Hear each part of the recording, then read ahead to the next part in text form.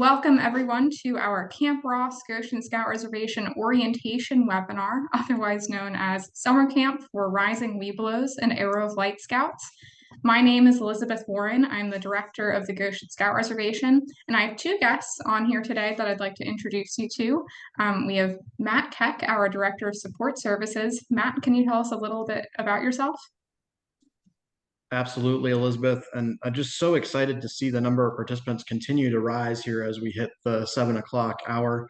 My name is Matt Keck, as Elizabeth shared. I'm very privileged to serve as the Director of Support Services for the National Capital Area Council.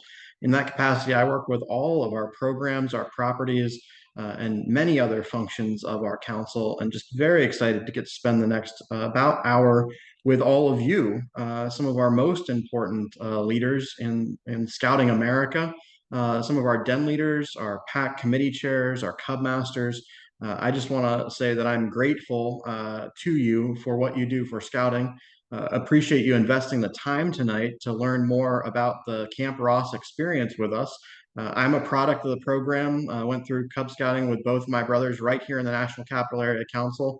And my mom was a committee chair, right? So from the time we were in Cub Scouts, we've been all in on scouting. And just, I know there are so many families like mine represented on the call tonight, and want to make sure that we get the opportunity to answer as many questions as we can. For that reason, I know we have the question and answer function open, which I'll be working with Sarah behind the scenes while Elizabeth conducts our webinar this evening. But if you get a message back from myself or Sarah Moses, who I'm going to kick it to in just a moment to introduce herself, please know that's who I am. Behind the scenes working on tech and interacting with all of you this evening. Really happy to be here. I'll kick it over to Sarah. Thanks, Elizabeth. Thanks, Matt. My name is Sarah Moses. I'm the camping specialist, and I work primarily with Goshen Scout Reservation, which is where Camp Ross is. So I'm kind of your go-to person for any questions you may have about registration, any of that stuff on the back end. And I'll be helping Matt with the Q&A here. So back to you, Elizabeth. Elizabeth, as we kick it back to you, it looks like we're up to 75 to 76 participants. So again, this is a webinar format tonight. So please feel free to use that question and answer function for all of you who are on with us for the webinar. And again, we'll try and interact back and forth as much with you as possible. But because of the sheer turnout this evening, this is the best possible format for this evening. Elizabeth, I think we're ready to go. Yeah, I think so as well, Matt. And like Matt was saying, all three of us are just so excited about the number of people that are joining us today. When we were first getting registrations, we had, as of today, over 100 people that signed up representing 70 PACs. That's over 20% of the PACs here in National Capital Area Council. And we found that a lot of the PACs here haven't been to Camp Ross or the Goshen Scout Reservation in a little while, and that's okay. We're really excited that this is a first step to at least learn about one of these summer camping opportunities for your youth. A few housekeeping items. Matt mentioned that we have a Q&A box. So if you have any questions at any point throughout our discussion today, we're going to try to keep it to about 45 minutes. Please go ahead and put any question that you may have in there about Camp Ross, about camping. Some of the times Matt and Sarah may answer your question on the chat directly. Other times it may be flagged to have us answer that later in person. So we're going to get through the material in our presentation and then answer all of your questions. Also, this webinar is being recorded tonight. So if you need to step out at any point, or if you have other leaders, other parents that you're aware of that maybe couldn't join us tonight, I know we have some people that have PAC meetings going on right now. We're going to be putting this on the council blog spot called We Own Adventure. That's weownadventure.com. And I'll also send it out via an email within the next few days. So if you ever need to refer to it later, that is going to be there for you as a resource. So I'm going to send it back to Matt because we like to start off every type of meeting with a safety moment. Thanks, Elizabeth. Well, our safety moment tonight really is very timely. Some of you may have recently joined as a den leader in your PAC or as a leader in your PAC. And I just want to bring to everyone's attention that in all of our programming, but especially our outdoor programming, I think it's essential that we review the Guide to Safe Scouting. The Guide to Safe Scouting, I've just taken a screenshot here of our national website, which is about to undergo a facelift. But what won't change is the box that says Scouting Safely, which is on that navigation bar just below that blue home screen bar. Scouting Safely is always available at scouting.org. And right under that, you'll see that the first topic is the Guide to Safe Scouting. I just want to let everyone know that there is an online version. If you click on the first of the two blue navigation boxes after the summary of this document, that online version is updated frequently. There have been some changes this summer heading into this fall, which I know many of you are aware of. But if you're looking for where all of that is in one place, please continue to use the online version as we recruit additional leaders across the council this fall. Please make sure that they get the information and orient them a little bit to the Guide to Safe Scouting. The most important thing about that guide that Elizabeth and Sarah and I talk about frequently is the categories, right? Knowing the categories and knowing what topics are covered is essential. And then if for some reason you have a question, please reach out either to another member of your unit, to one of our great commissioners on the commissioners team, to someone on our camping and outdoor programs committee led by Dave Seitz, or to anybody on this call tonight, Elizabeth, Sarah, or myself. We are here to support you in all your scouting adventures, but we have to make sure that safety is paramount. So please make sure you're referring others to the Guide to Safe Scouting. Elizabeth, with that, back to you. Thank you, Matt. All right, well, let's keep on going. Matt, I'm actually going to turn it back to you. All three of us on the call grew up going to summer camp, and within the National Capital Area Council, I know that I went to the Goshen Scout Reservation as a camper. Would you mind sharing with me why summer camp? Yeah, I think that's critically important. I think we have some of our maybe most tenured and long-term Camp Ross leaders on the call tonight. So for those who are planning to return to Camp Ross, we look forward to seeing you again at Goshen next summer. For those who are brand new and have never been to Camp Ross and maybe haven't been to summer camp before, the next minute or two are specifically for you. As you talk with your parents and other leaders about why summer camp, I think it is important not only to maybe cover what these young people are having, which is some fun at Camp Ross from this summer. We had hundreds of young people come through the gates of Camp Ross and enjoy a week-long summer experience. But one of the things that many parents, especially those who have not been to camp before or whose child has not been to camp before, ask us is, why summer camp? How is this different than what goes on in maybe our charter organization or our school cafeteria when we're having a pack or a den meeting? And I just want to cover a couple of facts, Elizabeth, maybe from the American Camping Association, right? The industry leader outside of Scouting America on camping, right? And a couple of studies have been done on what does the summer camp experience give to young people and their families. And I wanted to cover a couple of those topics tonight. So if you're saying, I'm here and I really want to learn about camp, we're going to get to all the fun and adventure. But I like to start with why. And I would encourage you to do the same thing as you're working with your unit committees and with your parents to plan your summer camp adventure for next year. We'll get to the fun in just a second. But if you're sitting at home tonight, maybe you've just finished dinner, maybe you're between meetings, maybe you're between activities with your child, I want you to think about your child and the other scouts that you serve and say, do they need to grow their self-esteem? Do they need to maybe develop better peer-to-peer relationships in a healthy way? Do they need a sense of independence, right? Do we want to see young people grow up to be able to make ethical and moral choices over the course of their lifetime, maybe even guided by the Scout Oath and law? Are they looking for maybe a leadership opportunity? Well, you might say, well, some of our scouts are fairly young. So are the scouts who are on our screen here in front of us. But through service to others, through partnership, through overcoming a challenge, or maybe tackling a new opportunity or a new activity that they have not tried before, we're growing leadership skills at a very young age through scouting and through our summer camp programs. So there's many different reasons that I could continue to go on, and we'll share some more at a future webinar.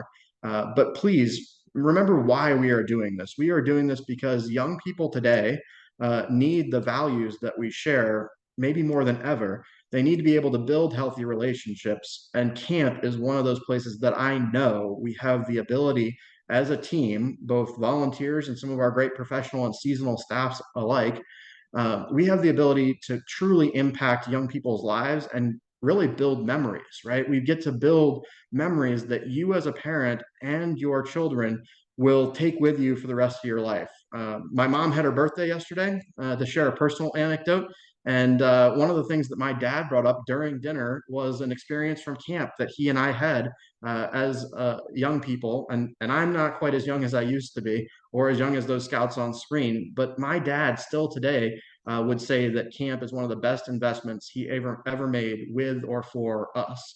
And with that, I'll turn it back to Elizabeth, but know your why, know why you're here.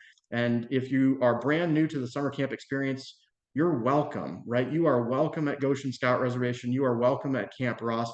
And we can't wait to see you around Lake Meriwether this summer. Thanks, Elizabeth. Well, thank you, Matt. I couldn't have said it better myself. I appreciate you mentioning that we have a wide range of people on the call here today, everyone from people that may have never gone camping before to our experts, if you will, of people that have gone to Camp Ross for many, many years. For those of you that are return campers to Camp Ross and the Goshen Scout Reservation, I ask that you continue to be an advocate and a partner for those that are newer to this family. So I want to kind of set the playing field for today is that I'm going to be looking at everything from kind of a 10,000 foot view. I want this to be accessible to everybody. So with that, one of the phrases that you've seen in emails from me, in letters, and that we'll be talking about in the presentation today is ranks at summer camp, specifically rising rank. So I just want to make sure that we're all on the same page about what that means. So we know that Cub Scouts move up in rank at the beginning of June of each year. And so when we're talking about summer camp for 2025, these are as of the ranks that a scout will be of in June of 2025. So my emails to you went out to the current bear and Webelos den leaders, meaning that your bears that are currently bears are going to be Webelos, so rising Webelos for summer 2025. The same type of way a current Webelos is going to be a rising arrow of light. So that's who we're talking about specifically with that rising term. If you're currently working with a den of Arrow of Light scouts, well, those scouts are going to be crossing over into the Scouts VSA program in the December-January timeframe of this year. So Camp Ross would not be the summer camp experience for them this coming summer, but we do have other summer camps for them to choose from. But that, again, right now we just want to focus on Camp Ross for those rising Webelos and Arrow of Light scouts. Within your own careers as scout leaders and parents, and then your own scouting experiences, they've more than likely attended a few different types of summer camp events.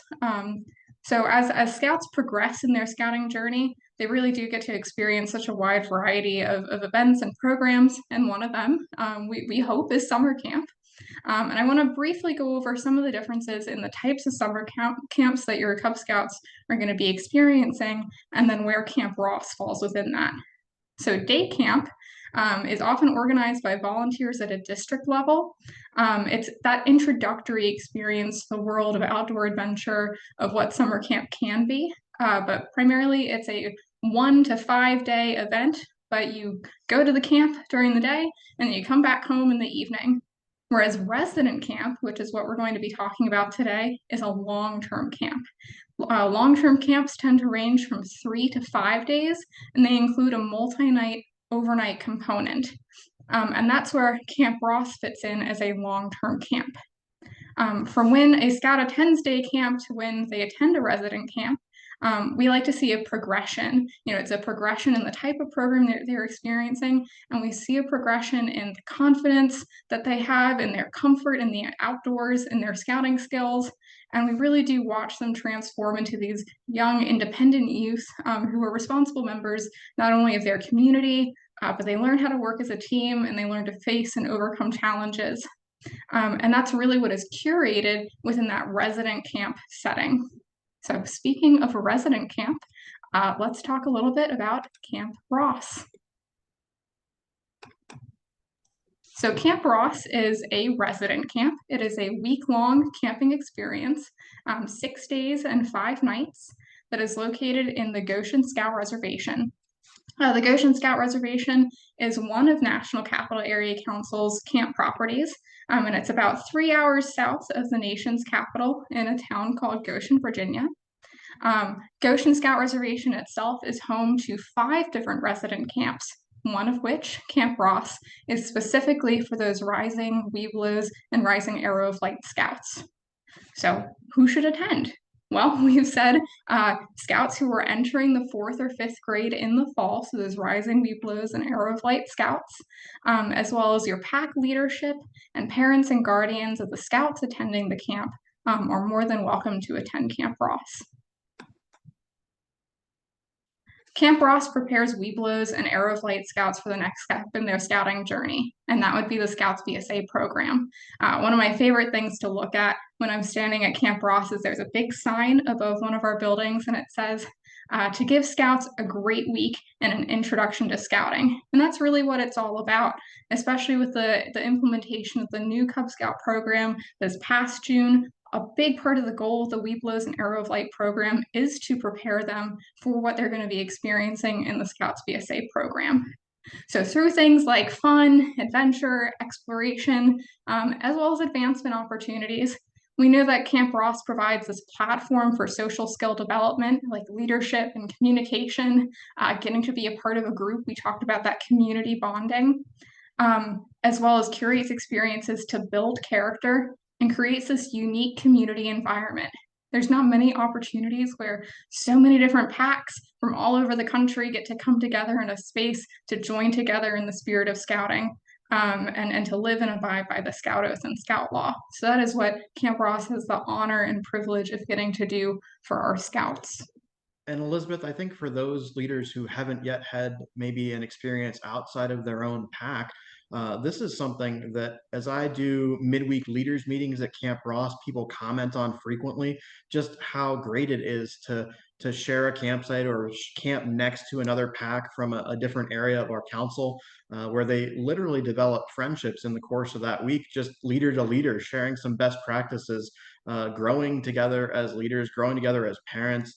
And by Wednesday, when I typically visit, we've got folks who are acting like they're old friends, right? Are helping each other out in the campsites and with the dens as they go through the program. I just think it's such a vibrant part of our scouting movement, right? Scouting is a worldwide movement.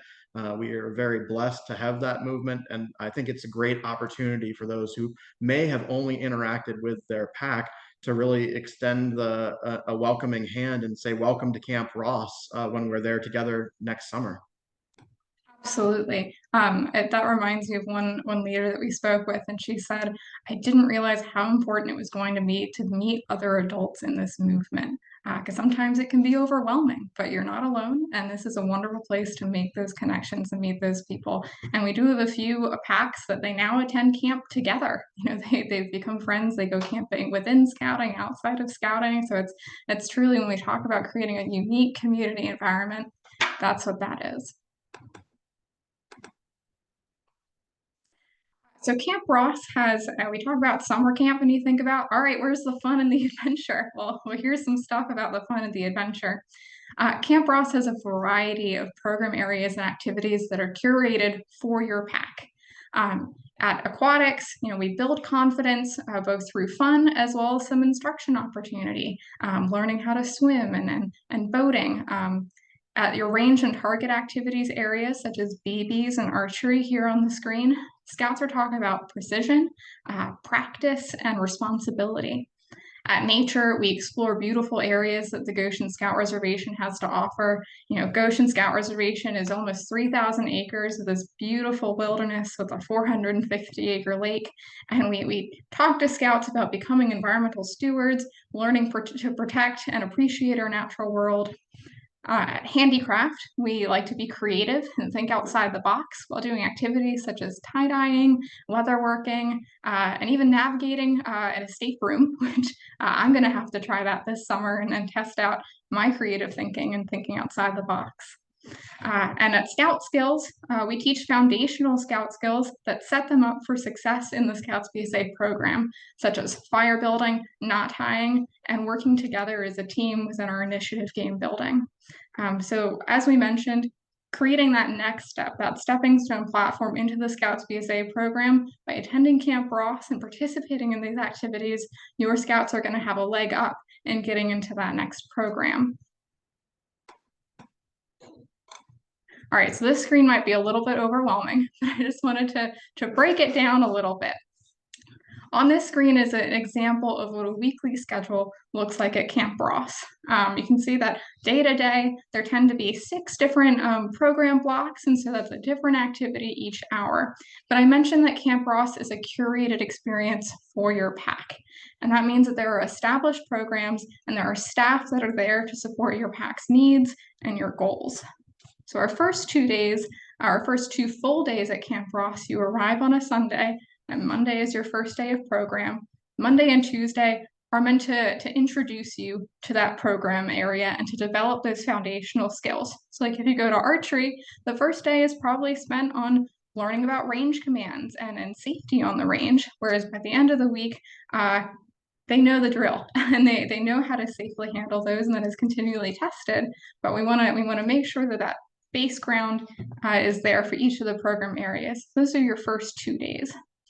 The second 2 days, so Wednesday and Thursday, you have the opportunity to submit what you would like the rest of the week to look like for your pack. So you may say, okay, at archery, we're really interested in working on our archery elective adventure. And so that would be getting assigned to a program block where your pack gets to work on that adventure. So that's where we bring in the advancement portion of it, but it really is curated to your pack upon their interests and their goals.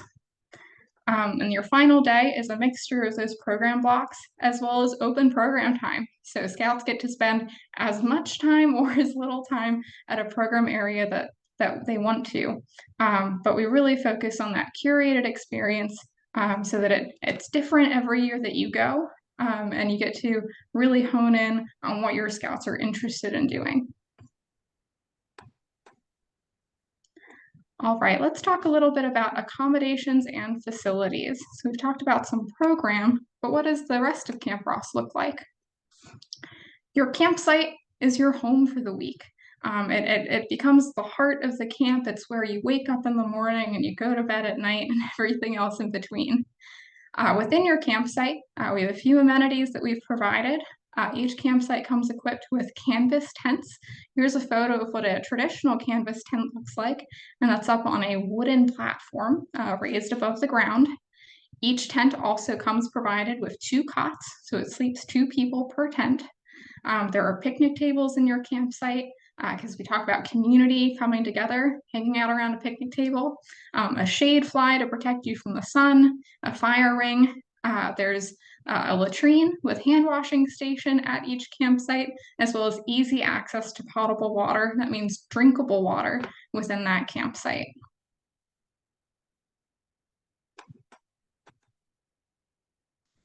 At Camp Ross, we also have an indoor dining hall, and we're going to talk about dining amenities next, as well as a fairly large shower house. That shower house has 16 individual shower stalls. It also has an ADA compliant accessible shower stall. Excuse me, that should say stall, as well as 4 flush toilets. So we mentioned those latrines that are in your campsite, but there are the 4 flush toilets available for your use at the shower house as well. These are very popular. We work hard to keep them clean, but we do have modern amenities in the Blue Ridge Mountains here at Ross. We do. Speaking of the Blue Ridge Mountains, Verizon is the primary cell service provider throughout the Goshen Scout Reservation, but have no fear. If you don't have Verizon, that's okay, because last year we installed fiber optic internet all throughout about half of the Goshen Scout Reservation, including Camp Ross. So at the Leaders Lounge and Pavilion area, which is a part of the administrative building, there's fiber optic internet that's available for you. And some people may say, well, why are you putting internet in the woods? We're camping. Well, we recognize that more and more adult leaders need to have some type of connection or access back to home, back to their work. They're not able to completely unplug. So we found that more adults are able to actually come and provide support to their pack and experience the wonders of Camp Ross as well by having that ability to stay connected at home. There's also electricity available in the buildings for charging that's available for you. So that would be anything from your cell phone to maybe a CPAP battery, but there is no electricity in the campsites. Camp Ross also has a trading post, and that was recently upgraded last year, both with new inside displays, but more importantly, some new product, which I always have a lot of fun designing and picking out. So we appreciate hearing feedback on what other items could be. At the trading post, you're typically going to see lots of different apparel items from t-shirts, hoodies, sweatshirts, socks, because socks get wet and you need some more. There's also a variety of souvenir items. We have an example of some new Goshen water bottles that we had this past summer. We have some basic camping equipment, snacks, drinks, ice cream, and one of the favorites throughout all of camp is the slushies. We never have enough of them. The Goshen Scout Reservation also has a new museum that opened up this past summer, which was very popular for many of our packs to visit, learning a little bit about Goshen's history. If you're unaware, Goshen Scout Reservation will be celebrating 60 years in 2027. So we have a long history of providing camping services to youth in this area. And they also sell merchandise for all of the Goshen camps. All right, I promised that I'd talk to you about some dining services. All of our meals are served in a modern dining hall. This was renovated, Sarah, correct me if I'm wrong, within the last 10 years? She's nodding yes, within the last 10 years. And we provide meals for you and your pack from Sunday dinner to Saturday breakfast. So you arrive around just after lunchtime on Sunday, and we feed you every night through there. The one meal that you're not going to have in the dining hall is foil dinner night, which is typically Tuesday night. And that is where we give you food and all the fixings for it, and you get to cook that over a campfire in your campsite. If that's something that you haven't done before, the Camp Ross staff actually have a foil dinner night cooking demonstration at the Scout Skills area, which is very helpful for some first-time learners in that. And if your scouts are learning how to build a fire when they're at Scoutcraft, it's a great way for some real-life application as well. Within our dining hall, we make sure that we have lots of different types of snack food available all throughout the day. That includes fresh fruit, sun butter, and jelly. For you adults, there's always coffee, which I know is very important, especially early in the morning. And like Matt, for our tea drinkers, we have hot tea and tea packets available. And there's always ice cold water because it can be quite hot sometimes during the day. So the dining hall tends to be open. We have set meal times during breakfast and dinner, and lunch is considered an open program where you can come in at a time between 12 and 2 and pick up food and eat that with your pack. So you're not tied to one exact schedule for lunchtime. We know that there's a variety of dietary needs, and we want you to know that we are prepared for you, and we're here to help to provide for anything that you may need. So at the Goshen Scout Reservation, all of our dining facilities are already a nut-free facility. We don't have any tree nut or peanut products within the dining hall itself. I will note, though, we mentioned the trading post, and the trading post does sell nut products, but they are not within the dining hall itself. At Camp Ross, we believe that it's important for all of our campers to have both a healthy and a safe dining experience, and we're prepared to accommodate for a variety of dietary needs. So we think about our major food allergens. I believe now there are 13 major food allergens, with sesame seeds and sesame oil having just been added, as well as dairy-free, gluten-free, and vegetarian. We ask that all dietary needs and allergies be reported several weeks before arriving at camp. And that's just so we can ensure that we can provide the best possible service to you and your scouts during your time with us. So I don't want you to worry about, if you have a particular dietary restriction at this time, that's going to be something that we go over in a later meeting, because after some conversations with the team here, we want to make this a regular occurring conversation with you and your pack on preparing for Camp Ross, and how to sign up for things like programs at camp, and dietary considerations will be a part of those later presentations. And as we try to keep our key presenter hydrated this evening, I'll jump in here for one moment if Elizabeth needs to catch her breath or grab a brief sip of water there. We know that this is a big need, right? You know, dining services is a need of all of our units when we come together in a camp setting. And we take great pride in working with you, alongside you, before you come to camp to be best prepared. So if you are taking notes this evening and saying, hey, what can I do in advance to be most successful with my camp opportunity for the summer of 2025? Just as we continue to go along through this process together, when we get the survey out, that is a crucial part of our kind of handshake agreement back and forth on how we support dietary needs. Please know that we will work as hard as we can to support your need, but also recognize that this is not necessarily home. We are in the woods, and so there's many different opportunities that we can provide for. Should we not be able to provide for every need of every member of your unit, please communicate with us. There's many accommodations that we've been able to make. We've learned a lot about this area in the last couple of years, and we're committed to continue to learn alongside you.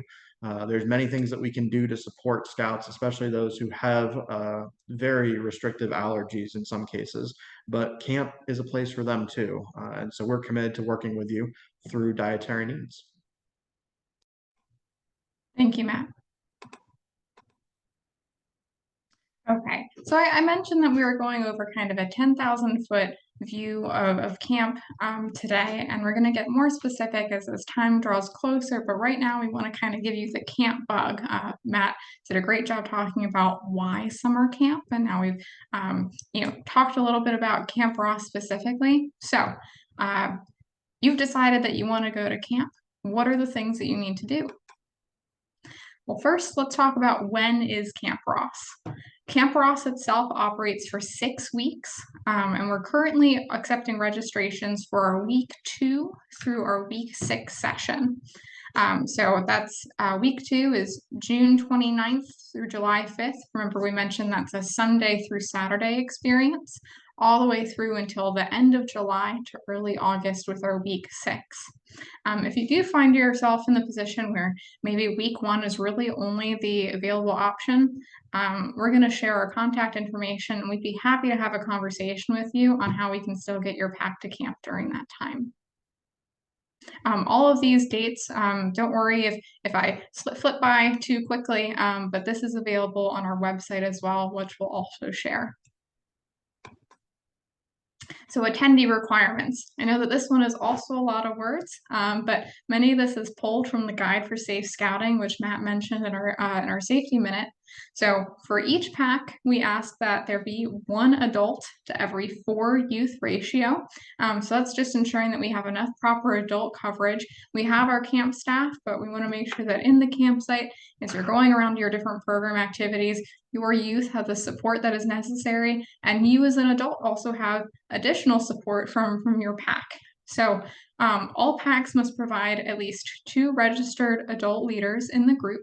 When I say registered, that means a pay-feeing member of the Scouting America program. However, I know that within packs, not every adult is a registered member of the BSA or Scouting America.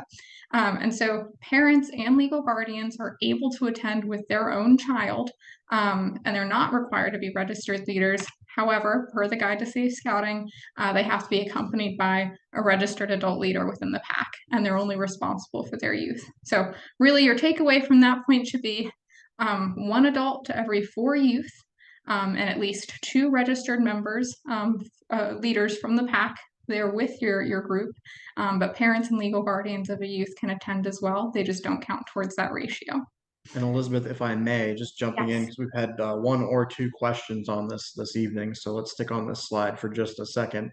That 2 registered adult leaders, that 2 deep leadership for those who are knowledgeable about the Guide to Safe Scouting, that does exist here. We will certainly work with groups of scouts and leaders who may need to come provisionally, which we'll talk about towards the end of the presentation, and we'll certainly cover in a future webinar as it relates to the Phoenix nest. As you see, the Phoenix is one of those symbols of Camp Ross. We want to make sure that everyone has the opportunity to participate, but this is a crucial area of safeguarding our youth. And so that 2 registered adult leaders, that does not mean they have to be registered today. We certainly can work over the next 9 months in order to get them registered and get them trained. But that is a critical area for us to know about now and work towards ahead of the spring arriving, so that by the time summer arrives, we're set and ready to go. It's one of the best parts about planning now and identifying a week that works well for your den. Is we find that when we start in October, some of you are probably saying, Sarah, Elizabeth, Matt, it's getting colder outside. It's not getting warmer yet. If we don't start this planning process now, this becomes harder and harder as adults plan their PTO, plan around their work schedule, their family schedule, et cetera. So it's one of those key areas we do want to hone in on tonight.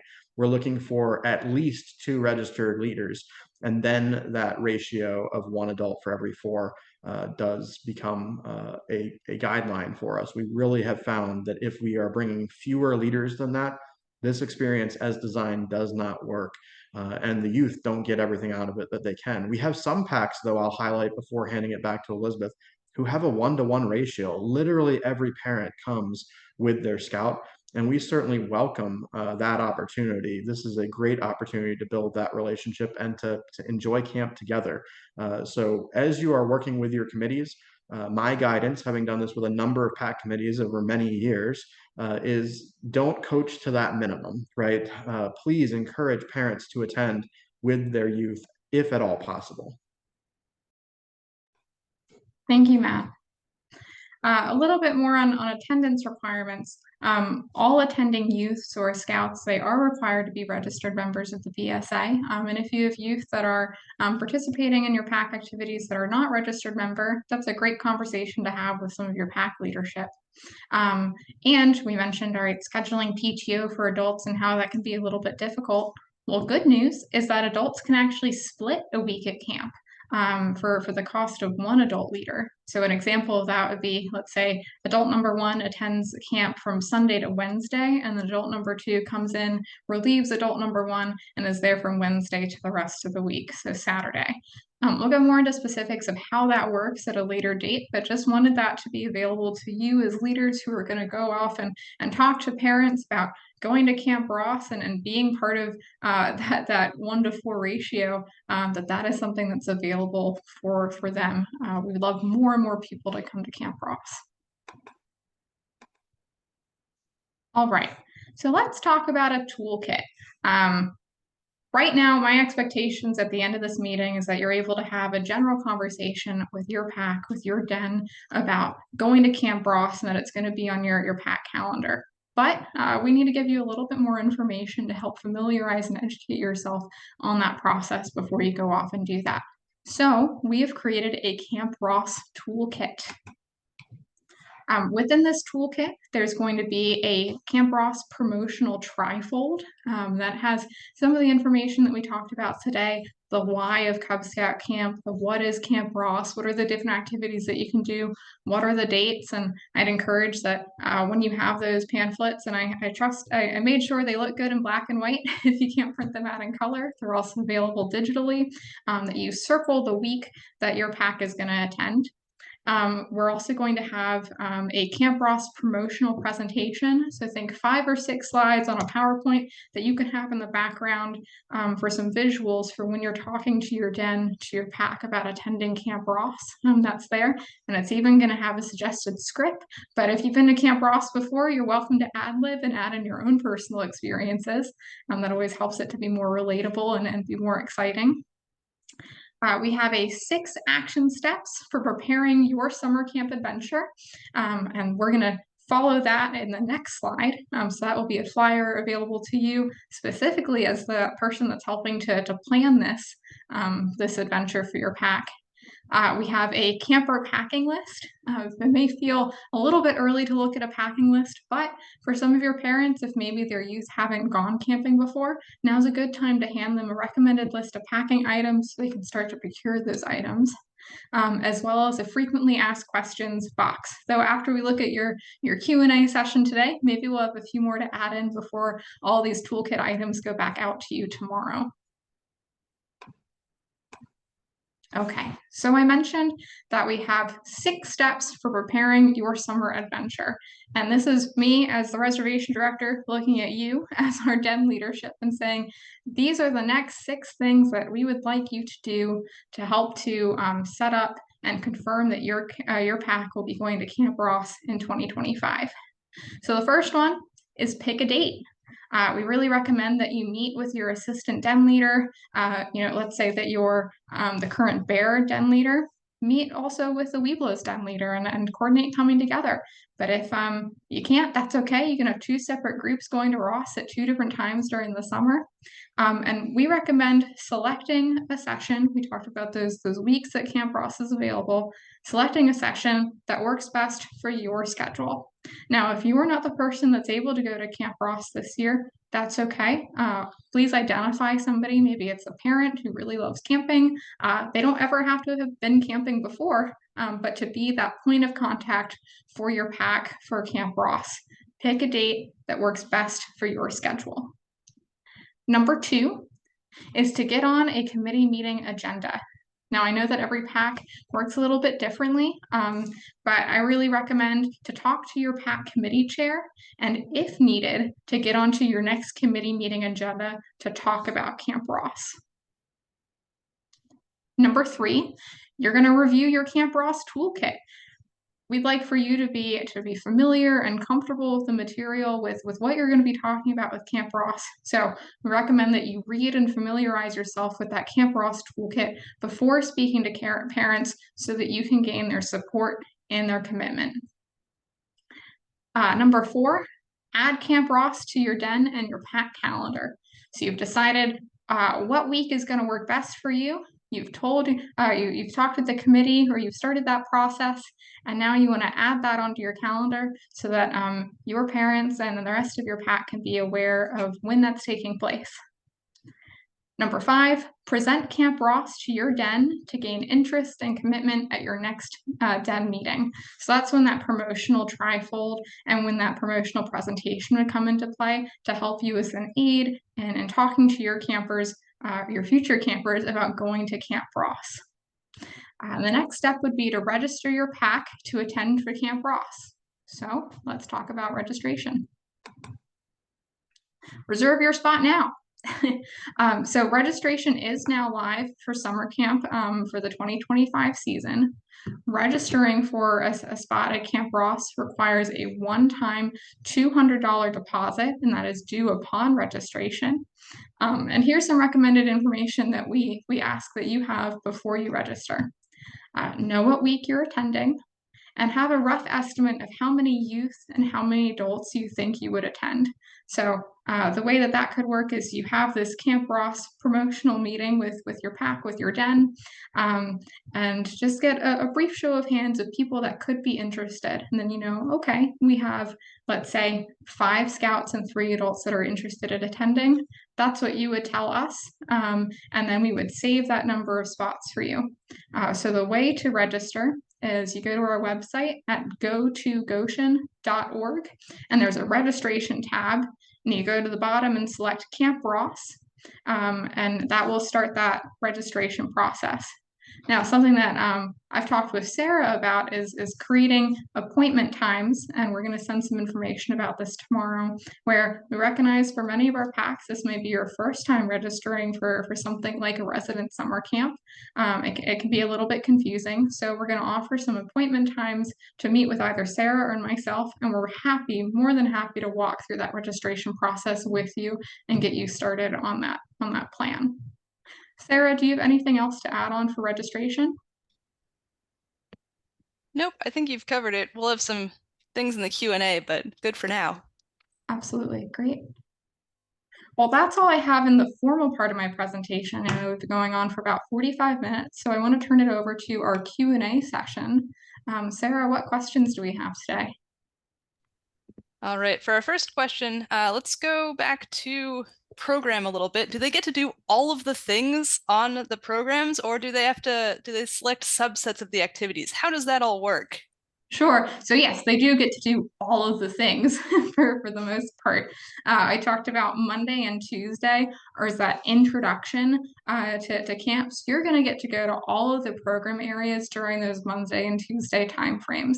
Now, through the rest of the week, where you're curating that schedule and picking out things that you want to do, you may choose to do some electives, but not the others, but you still get opportunities to be in those program areas. And an open program time on Fridays is also a great time for, I keep going back to archery, probably because I was an archery director for a little while, where you could have a scout, just kind of hanging out on the range and shooting bows and arrows all day if they want to. But yes, there's ample opportunity to do all of the things and get an introduction to them. All right. One of our next most frequent questions is about tenting. How does tenting work? Can a parent stay with their scout? Do scouts tent together? How does that work? Yeah, so it's a mixture of the two. Within Cub Scouting, per the Guide to Safe Scouting, you're going to hear us say that a lot. A parent a parent or guardian is able to tent with their scout. Now, typically, we encourage that adults tent with adults and youth tent with youth. It's 2 people per tent. And that, again, because once they get into the Scouts BSA program, they're not going to be able to tent with their parent or guardian. So, this is a great time to test out that opportunity. So we plan our tenting before you arrive at camp. Our facility staff set up enough tents to have 2 youth and 2 adults per tent. But if you need to swap that around a little bit based upon a youth maybe comfort, sometimes we have odd numbers of scouts come. So a question we may have is, what do you do if you have an odd number of scouts? Well, a Cub Scout is permitted to tent on their own, but we could also set up an arrangement where you have 3 youth in a tent together instead. And Elizabeth, just to put a fine point on that, if folks are looking for that information, please see the Guide to Safe Scouting under the Camping tab, and it's about halfway down in additional guidelines for Cub Scout unit coordinated camping.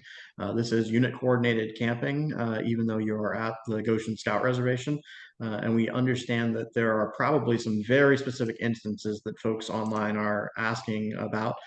We know that we have some scouts with very specific needs that we need to consider. And so we have the ability to work with you to make sure that we are well set up and well prepared for your unit. Not every unit does it exactly the same, and we recognize that.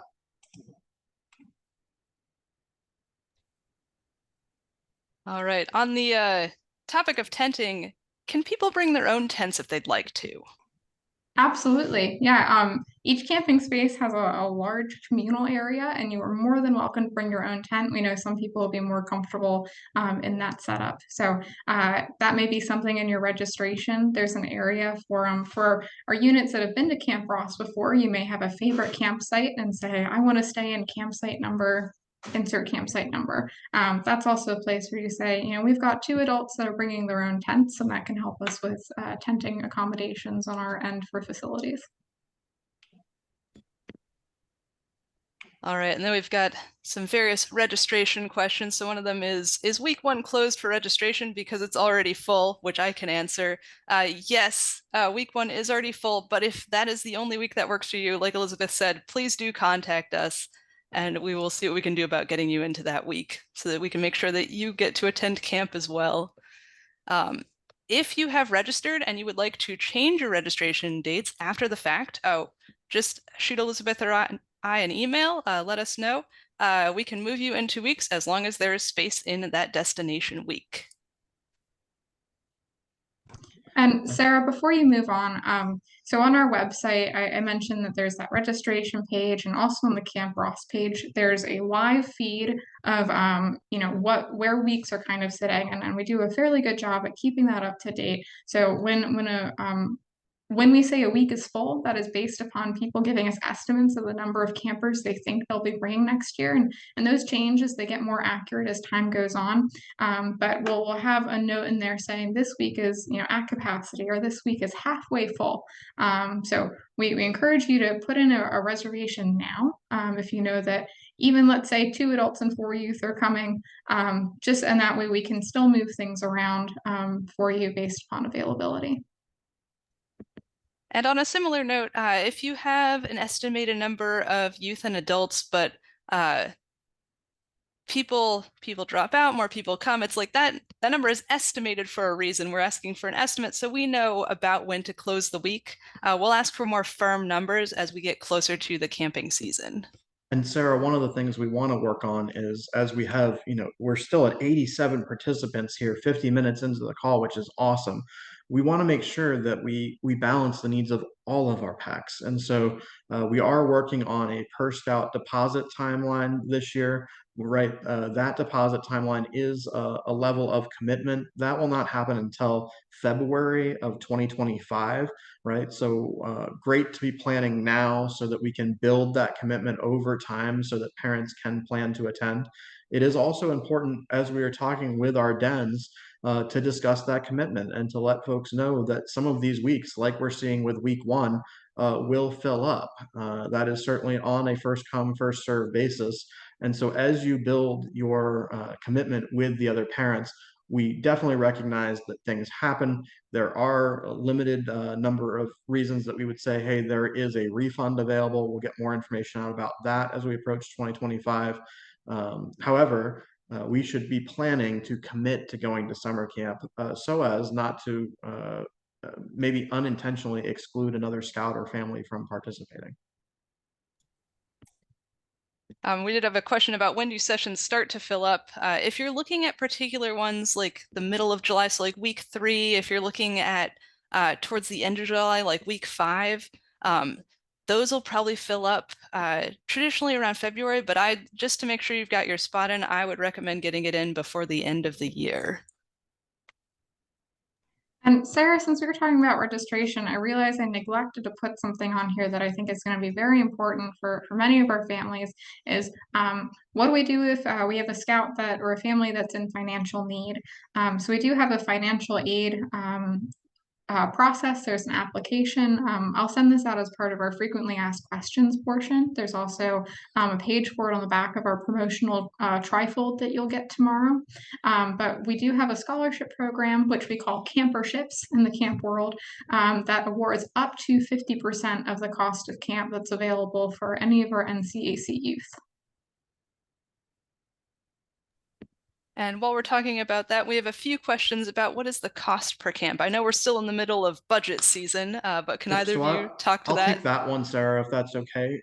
So that everyone knows, we do, as we've wrapped up one camp season and start to prepare for the next, we do evaluate the fee structure. We also evaluate the feedback that we've gotten through the previous summer season. We certainly have a draft budget together, which for those who don't know, as the National Capital Area Council, we are a separate 501c3 entity. We propose a budget to our executive board and with our executive board on an annual recurring basis. That is set to happen within the next few weeks here, so we'll firm up fees. But let me answer the question to the very best of my ability. The cost for Camp Ross, for those who attended last year, will go up slightly. We are projecting a slight increase to the cost for a youth to attend Camp Ross. With that, for this year, we are projecting that the amount that an adult pays will go up very slightly, if at all. Last year, that was $270 for an adult and $505 for a youth at Camp Ross.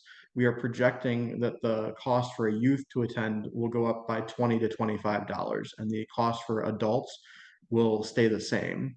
This is in support of one other change that I want to make everyone aware of, and it is part of the reason for that non-refundable deposit, which is we are going all in on all of our program fees, with the only exception being the option for a bus to camp, which is a transportation cost. But all other program fees, food, staffing, etc., are all incorporated in that one number. The only thing that you might spend additional money on is one of those souvenirs from the trading post that Elizabeth talked about a little bit earlier. We certainly will publish that fee schedule. I know everyone is in need of it to adequately promote, to plan. I know we still have our popcorn sale going on, which is a great way to save for camp and to get a jump on that planning. So congratulations to those on the call who have been just having a tremendous popcorn season this fall. And if your unit is in need of further assistance, please continue to assess the camp card program. The camp card program we rolled out here last year. We will have more details coming out, but we do plan to do the camp card program again. A member of our National Capital Area Council field staff will be in contact with units just as soon as we can with the rollout for that. That is timed very specifically just before the fees for camp are due. So please use those fundraisers, use your other unit fundraisers, and encourage parents and our units to be prepared for our fees. We work to keep those fees at a moderate increase on a regular basis. We know the cost of everything is going up. You see it in your annual and weekly spends with your family. I know I do. But we're working to make sure that the value is there as well for camp. So we want to deliver a high caliber program experience at a rate that does not deter youth and their families from participating. So we'll get that published just as soon as we can.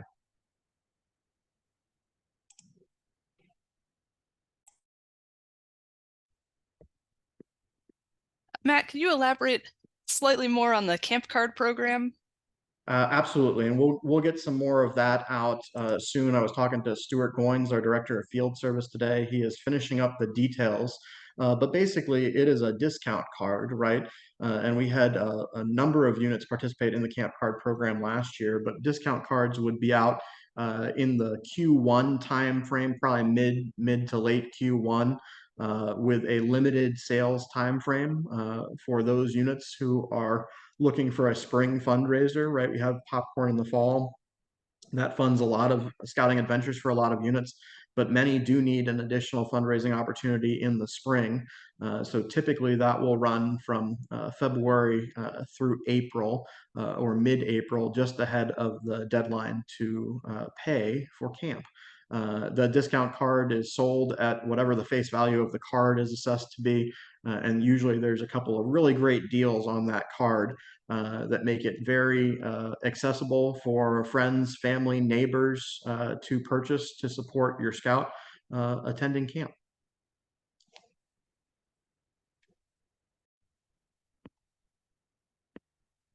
All right, and could we get a little bit more clarification or reiteration of what the requirements for adults attending are? What adults do as a pack need to bring? Yep, so let me see if I can cover that as best as possible, and I'll ask my colleague Elizabeth to jump in if I get this incorrect. So let me start high level, right? With any Cub Scout opportunity, and this is a pack coordinated campout, you need 2 registered leaders. They can be registered in any Cub Scout position.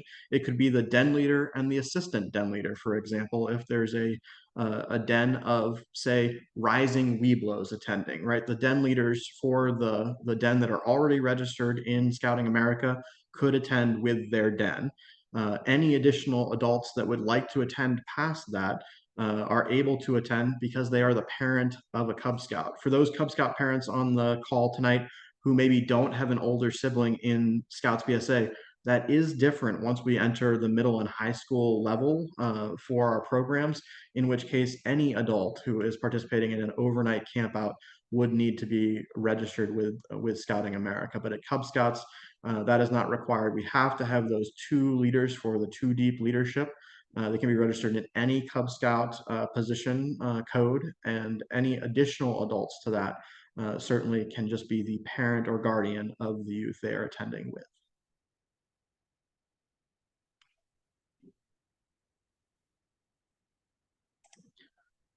Sarah, what else do we have? Anything else? I see continuing question answer coming on here. We will certainly cover as many of these as we can. Let me tackle maybe one that was talking about the annual health and medical record. It is certainly in the toolkit that Elizabeth and Sarah have put together for everyone.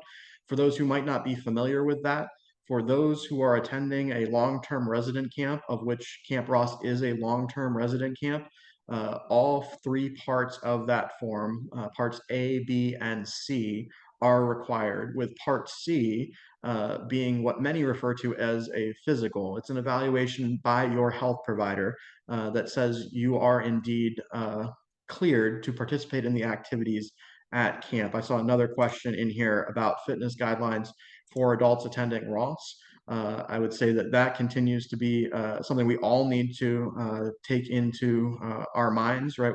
We need to be physically fit to the very best of our ability, as we're called to do through the Scout oath, right? But make sure you're talking with your health provider. We want to make sure that everyone comes, has a safe and healthy experience, and goes home enriched by the camp experience with as few injuries or illnesses as possible throughout the course of the week.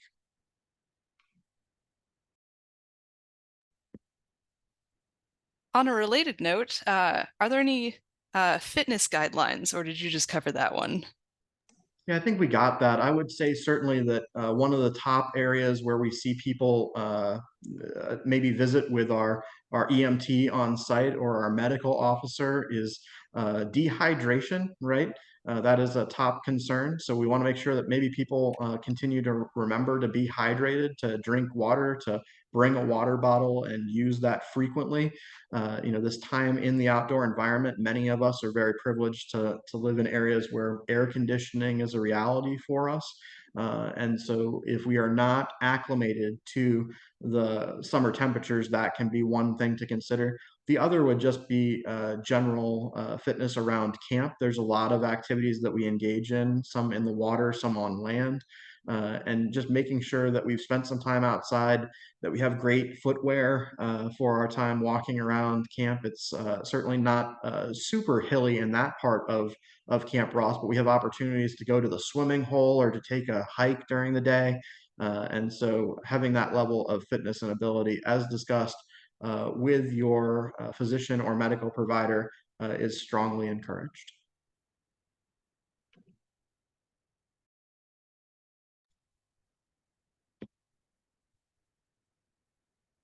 All right. Um, do we want to talk any about Phoenix Nest briefly? Yeah, I think we could. Elizabeth? Sure. So Phoenix Nest, and I saved the slide for a later one, but we know that some of our packs may be smaller in size, or oftentimes family vacation may conflict with when the pack chooses to go to Camp Ross. So Phoenix Nest is an opportunity for smaller groups to attend Camp Ross. Currently, it's structured so that one adult can bring up to 4 youth to camp, and then they combine with other groups of that size to create a provisional pack. So that required leadership of 2 registered leaders is provided by the multiple packs that are joining together to create that pack. Matt and I are currently reviewing that program just to make sure it's shipshape, but we had a lot of smaller groups and scouts and scout parent duos that were able to attend camp that wouldn't have been able to previously. So as we go on closer to 2025, we're going to share more about the Phoenix Nest program. But if you find yourself when you're talking to your den, to your pack, and find that maybe dates aren't quite working out for you, or people still want to go, maybe they want to go an additional week, we will have information about that available for you. And maybe just to clarify that, Elizabeth, this effort is really to make sure that we have scouts that find an option that works for them, right? So we commonly will say, hey, there was someone who had an unfortunate family event and they were scheduled to go week 1, but they still want to go camping despite whatever they were facing in mid-June or late June. And they want to go camping later in the summer to make sure they have that opportunity.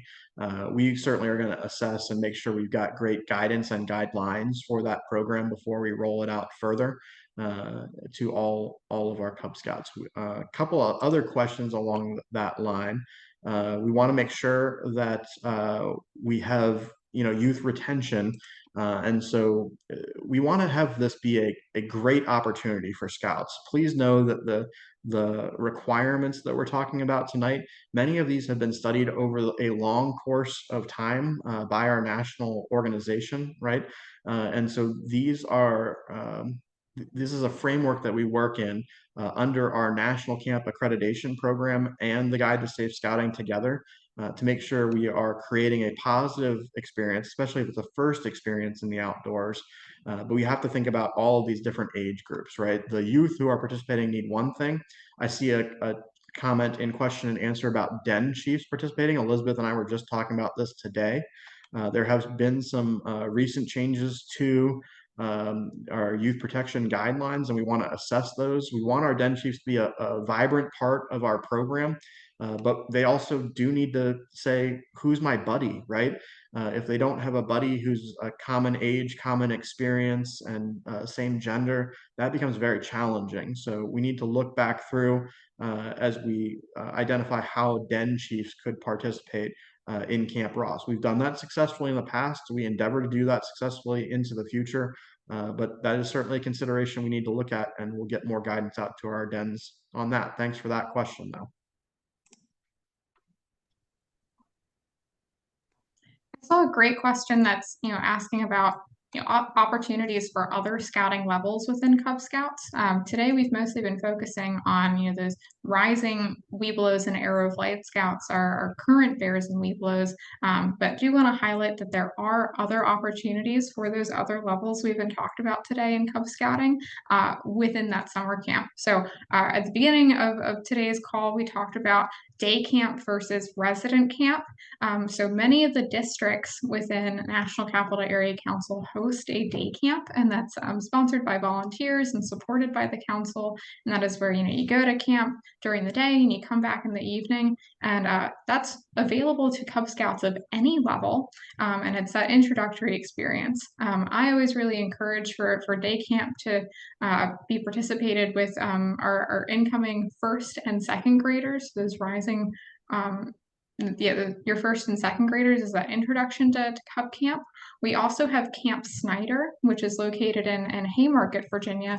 And Camp Snyder this year has a brand new program that we're rolling out called Bear Week. And that is just for our rising bears. And that is a 3-day overnight experience. So when we talk about building, we go from day camp to a single day for a week to a 3-day, 2-night overnight experience to a 1-week overnight experience, really sets them up for when they go into that Scouts BSA program.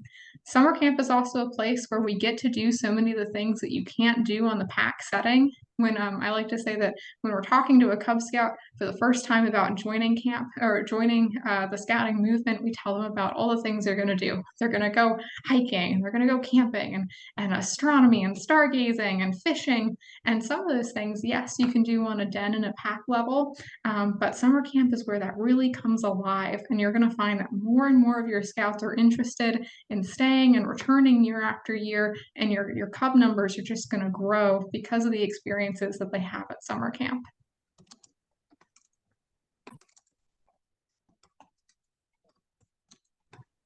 Sarah, do we have any more questions? Let's see. We're Yep, we've got one more maybe about heat. Let me see if I can tackle that one. Thanks, Connie, for that question. We know that there are certainly different weather conditions that are a little bit outside of our control, right? We try and be as best prepared, and we certainly have guidelines that we will share in our leader manual, our parent guide, etc., in order to help prepare all of us for any type of adverse weather condition we might face. But let's talk about heat for just a second. Certainly hydration is important. We do have the ability, if a young person is experiencing negative symptoms related to heat, in order to treat for those symptoms. But the best guidance that we can give is to make sure that people are bringing layers, to make sure that they have hats, to make sure they have their water bottle, all of these things that we would do. Even if we were going on a family vacation to somewhere warmer, we should assume that camp is going to be warm. There are nights when it is actually a little bit cool, especially in the beginning portion of the summer. nights. They are certainly relaxing and refreshing, in my opinion. But the heat is definitely something we should keep an eye on. Acclimating to the heat while we're outside certainly does a lot of good for the body. Once someone has been outside for a little while, they are more tolerant of the heat. Just most of us are not out in it every day. So if heat and heat-related illness is a concern, we certainly have more guidance we can provide to you and your dens.